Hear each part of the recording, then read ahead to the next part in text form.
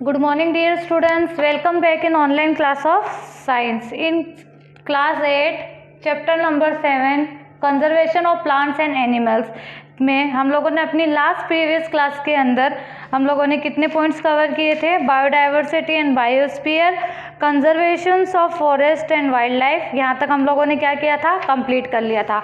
अब आज हम जो स्टार्ट करेंगे उसका नेक्स्ट टॉपिक है how can we overcome the problems of deforestation. मतलब डिफॉरेस्टेशन की इस प्रॉब्लम से हम किस तरीके से क्या कर सकते हैं, फेस कर सकते हैं, या ऐसे कौन से प्रोसीजर हम कर सकते हैं जिससे मतलब डिफॉरेस्टेशन जैसी प्रॉब्लम्स को हमें फेस आउट ना करना पड़े। ठीक है, तो इसके अंदर एक नॉर्मली एग्जांपल है आप लोगों की बुक में, there are required for menu, जैसे पेपर में पेपर है ना, मेकिंग अ पेपर, हम जो पेपर बनाते हैं, जो हम अपने जो हमारी नोटबुक्स के अंदर बुक्स के अंदर जो पेपर्स वगैरह होते हैं, इनमें से एक पेपर का टन बनाने के लिए, मतलब 1 पेपर टन बनाने के लिए अराउंड 17 ट्रीज क्या करना पड़ता है? कट करना पड़ता है। ठीक है, 17 ट्रीज को क्या करते हैं? जब कट करेंगे तब जाकर के 1 टन जो होता है वो पेपर क्या होता है? बनता है। तो अब इन 17 ट्रीज को हम कट कर, मतलब ट्रीज को जब हम कट करते हैं तो उसके कंपैरिजन में इसमें हम और भी कुछ क्या कर सकते हैं? अलग वे कर सकते हैं जिससे पेपर भी सेव्स हो जाए और साथ ही साथ हमारे ट्रीज भी न कटे।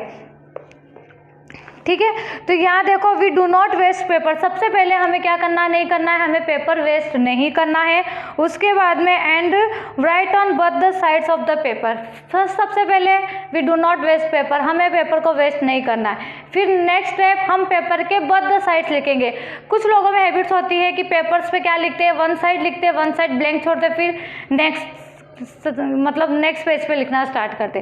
तो ये वाला जो प्रोसीजर है इसको हम ऐसे न करते हुए हम अगर इस तरीके से करें कि हमें 1 साइड भी लिखना है और उसके बैक साइड भी लिखना है, मतलब पेपर के दोनों तरफ लिख करके, इससे भी हम काफ़ी हद तक पेपर को सेव कर सकते हैं। इसके अलावा हम पेपर्स को क्या कर सकते हैं? रिसाइकल कर सकते हैं। एक पेपर को कम से कम 5 से 7 बार हम उसको क्या कर सकते हैं? 5 to 7 टाइम्स हम उससे क्या कर सकते हैं? रिसाइकल कर सकते हैं ना। तो जब हम पेपर को रिसाइकल कर सकते हैं तो रिसाइकल करने से सबसे पहले क्या बचेंगे? ट्री। क्या बचेगा इसमें से? Number 1 tree. उसके बाद में सेकंड पे क्या बचेगा? वाटर। और उसके अलावा इसको इस पेपर को बनने के लिए जितनी भी एनर्जी, जितनी भी इलेक्ट्रिसिटी, जो कुछ भी रिक्वायर्ड होता है, फॉर एग्जांपल एनर्जी है ना, ये चीज़ें क्या करेंगे हम? क्या इन ट्री के साथ साथ हम वाटर और एनर्जी भी साथ ही साथ हम क्या कर सकते हैं? सेव कर सकते हैं। कैसे कर सकते हैं? जब पेपर बनाते हैं तो उस दौरान इन चीज़ों की क्या होती है? ज़रूरत होती है। ठीक है, इसी के साथ साथ हमने रिसाइकल करने पे ये चीज़ें बच गई, पेपर भी हमारा, और साथ ही साथ वो ट्रीज भी कटने से बच जाते हैं। इसी के साथ साथ इनको बनाते वक्त, पेपर बनाते वक्त जो हार्मफुल्स, जो केमिकल्स जो रिड्यूस होते हैं, जो हार्मफुल केमिकल्स जो निकलते हैं, उनसे भी हम क्या कर सकते हैं? वो भी नहीं होंगे। ठीक है, तो मतलब इससे हम क्या कर सकते हैं? इसका अनदर एडवांटेजेस जो होगा कि पॉल्यूशंस भी नहीं होगी। ठीक है, ये तो हो गया कि हमने जो मतलब एग्जाम्पल दिया आपको कि किस तरीके से डिफॉरेस्टेशन होने से, मतलब एक चीज़ को अगर हम इस तरीके से बार बार रिसाइकल करके अगर यूज़ कर सकते हैं तो काफ़ी हद तक हम अपने प्लांट्स को क्या कर सकते हैं? सेव कर सकते हैं। उसके बाद deforestation can be overcome by the reforestation. Reforestation से भी हम क्या कर सकते हैं? किसी ने प्लांट्स कट किए तो हम और प्लांट्स वहाँ पे ग्रो करके भी क्या कर सकते हैं? उनके जो प्लांट्स को और ग्रो करके भी हम क्या कर सकते हैं? डिफॉरेस्टेशन जैसी प्रॉब्लम्स को कम कर सकते हैं। उसके बाद में preservation and conservation of forest, साथ ही साथ फॉरेस्ट को क्या करना है? प्रिजर्व भी करना है और कंजर्व भी करना है। Meet the basic needs of the people living in the around the forest areas. उसके बाद में हम अपनी बेसिक नीड्स को भी क्या कर सकते हैं? मतलब देख सकते हैं कि हमें अपनी बेसिक नीड्स के लिए प्लांट्स वगैरह ही ट्रीज वगैरह कट ना करना पड़े। फॉरेस्ट कंजर्वेशन, इसी के साथ साथ एक फॉरेस्ट कंजर्वेशन एक्ट स्टार्ट हुआ था 1927 के अंदर फॉरेस्ट कंजर्वेशन एक्ट स्टार्ट हुआ था। और उसके बाद में वाइल्ड लाइफ प्रोटेक्शन एक्ट कब स्टार्ट हुआ था? 1972 के अंदर। तो 1927 में फॉरेस्ट कंजर्वेशन स्टार्ट हुआ था और वाइल्ड लाइफ प्रोटेक्शन 1972 में स्टार्ट किया गया था। अब प्रोटेक्टेड एरिया, अब इन चीज़ों के अकॉर्डिंग इनमें कौन कौन से एरियाज ऐसे हैं जो हमें क्या जो कि इन एक्ट के तहत कौन कौन से एरियाज क्या होते हैं, प्रोटेक्ट किए जाते हैं। In India the governments of India had pass the wild life protection act, मतलब इंडिया की गवर्नमेंट ने 1972 में वाइल्ड लाइफ एक्ट क्या किया था, पास किया था। Under the act protect areas like national park, और इन एरियो के अंदर कुछ एरियाज आते हैं, इन प्रोटेक्टेड एरियाज के अंदर कौन कौन आना चाहेंगे, national park, sanctuaries and biosphere, है ना। ये चीज़ें क्या आएगी, ये सभी ये तीनों चीज़ें इस प्रोटेक्टेड एरिया में आती है, और ये किसके थ्रू मेंटेन होते हैं, मैनेज बाय द गवर्नमेंट, ठीक है। Protected areas include national park, sanctuary and biosphere reserve. अब सबसे पहले हम इसके बारे में प्रोटेक्टेड एरिया में नेशनल पार्क के बारे में क्या करेंगे, स्टडी करते हैं। नेशनल पार्क क्या होता है, national park are protective areas reserve exclusively for the betterments of the wild life. Wild life के लिए नेशनल पार्क क्या है, काफ़ी मतलब बेटरमेंट, मतलब काफ़ी एक्सक्लूसिव एरिया है, ठीक है। These are established at the approval of the legislature. In such areas, any kinds of activity like forestry, grazing या cultivations are not permitted and private ownership is not allowed. मतलब जिन area को government ने as a protected area announce कर दिया है, जिन area को लोगों गवर्नमेंट ने नेशनल पार्क अनाउंस कर दिया है, तो वहाँ पर मतलब हर तरीके से वाइल्ड लाइफ हो, चाहे प्लांट्स हो, चाहे पूरे फॉरेस्ट एरिया को क्या किया जाएगा, प्रोटेक्ट किया जाएगा। और उसके अंदर किसी भी तरीके की मतलब डिफॉरेस्टेशन जैसी चीज़ें नहीं होगी। उसके अलावा कोई भी ऑनर, जब प्राइवेट ऑनरशिप होती है, वो वहाँ पर अपना पर्सनली कुछ भी नहीं कर पाएंगे। इस पूरे एक्ट एरिया को कौन मेंटेन करेगा, इंडियन गवर्नमेंट, ठीक है। और ये पूरा किसके उसके अकॉर्डिंग चलेगा, डिपार्टमेंट्स ऑफ फॉरेस्ट के अकॉर्डिंग, ठीक है। In our country the number of national park in our country, हमारी कंट्री के अंदर नेशनल पार्क कितने हैं, पूरे 110 and spread over 3400 kilometre areas. कितने एरिया के ऊपर स्प्रेड है ये, 3400 स्क्वायर किलोमीटर्स एरियाज के ऊपर ये क्या है, इतने एरिया के ऊपर ये क्या है, स्प्रेड है, ठीक है। कुछ नेशनल पार्क के यहाँ पे क्या है, नेम्स है, जैसे कान्हा नेशनल पार्क कहाँ पर प्रेजेंट है, मध्य प्रदेश में। Bandhavgarh national park Madhya Pradesh. Kaziranga national park Assam.